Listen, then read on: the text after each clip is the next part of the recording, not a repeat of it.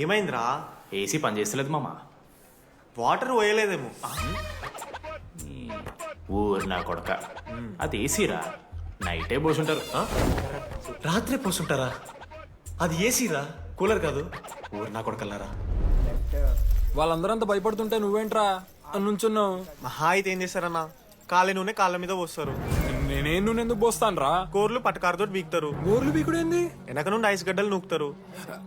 మొహం మీద యాసిడ్ పోస్తారు, అంతేగా. రే మేము రాయింగ్ చేస్తున్నాం రా, 3rd డిగ్రీ అనుకున్నాడు ఏందాడు, యాసిడ్ పోసుడు ఏందిరా? చాలా డార్క్ నా కొడుకు అన్నాడు.